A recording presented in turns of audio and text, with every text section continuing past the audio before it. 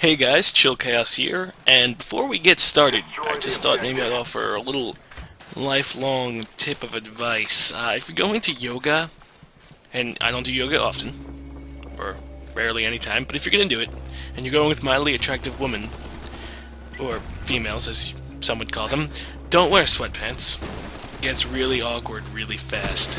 But anyway, we're on to our next game here, which is Demolition again. Now I know I've done a lot of Demolition, and it's the only time I can really log on, play with friends, and have an enjoyable time. It's a very team-based game. One in which I don't like to get my hand messy, meaning I don't like to run in as much and die. I like to play back in this one. Or, I guess what you just saw there, he liked to play back because he got me from behind. Yeah.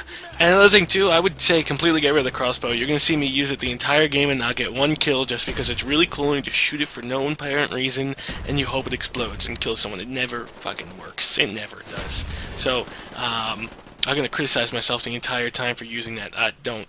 Just change it. If you have it there now, you'll probably look at the statistics, you've probably died twice as much as you've gotten kills out of it. I know, I'm like in the 4 times as much I've gotten kills out of it, so it's like a disease.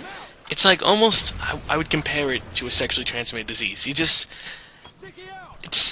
benefits are so good. You know what I'm talking about. The benefits are so good that you'll risk the pain and the suffering, which relates to this. I mean, the benefits of sticking someone and just shooting it and randomly getting someone, they're so good. But, the consequences, the repercussions, you usually don't get anything that satisfying, and usually end up hurting yourself in the long run, and then you gotta deal with it. So, they do correlate. So, I would say that would be my first choice of action to remove the crossbow. And I know, like my last game, if it ever gets, up on the channel, Respawn's channel, I was using the Galali, and it's a pretty good gun. I'm really waiting to get the Commando. I believe that's like sort of the M4 of Modern Warfare 2 type of same gun. I don't have it yet because I've actually split my time between that evil game they call The World of Warcraft, and so I've been splitting my time there.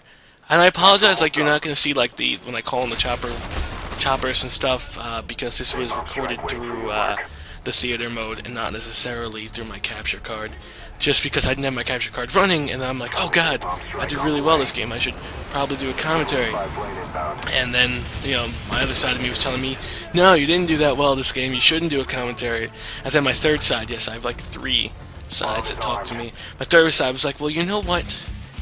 You should just do a video anyway. So, 2-to-1, odds said I should do it, so I went and did it. So that's why I didn't have the capture card running, this is more in the theater mode.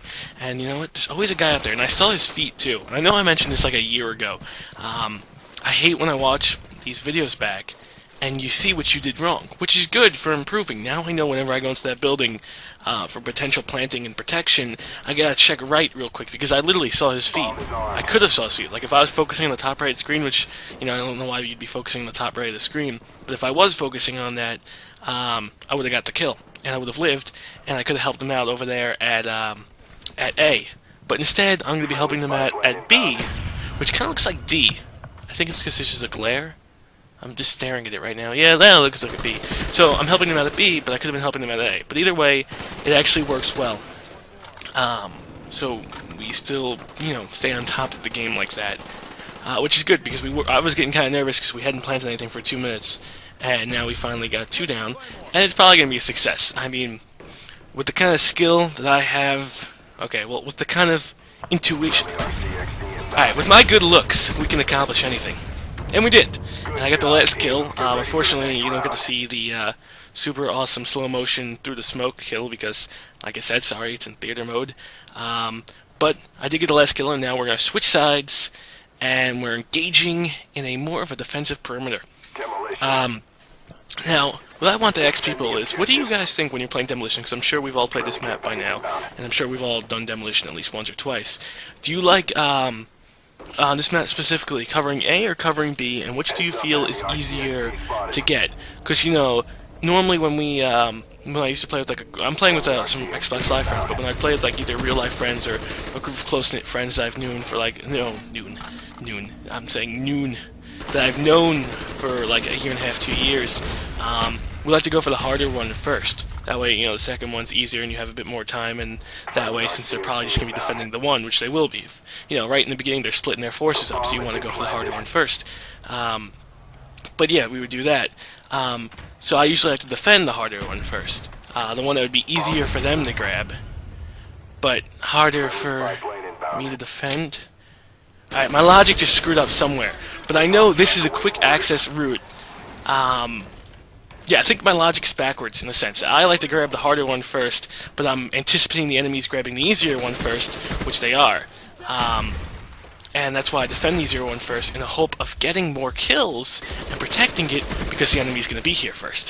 See, it's circular theory, which is good because it proves right and it proves fruitful. The only problem I have with this gun so far, with the Galali, the Galil, the Gufel, is the waste ammo and getting none back in return. So I really have to adjust to that and maybe put scavenger on or something that will get me ammo back. Which is, I now changed my secondary. My current setup, I've been using the pistol a lot, but I even put the full auto on it. So it's almost like having a secondary assault rifle for like 3 or 4 kills, and it would have helped me right here. I hate when people anticipate things so you don't know what's coming, but right here, there's a guy that comes, and, he dies. But look, I have 2 shots left in the crossbow. What the hell am I going to do with this guy? I try and knife, but, no Commando Pro, no super lunge, whatever the tactic is for Modern Warfare 2, so I don't get that. So it screwed up a good streak, but it still allowed for me to build up anticipation towards going back there with the full ammo. Because now there's definitely going to be people there. So I'm ready, I'm set, and we're going to do this.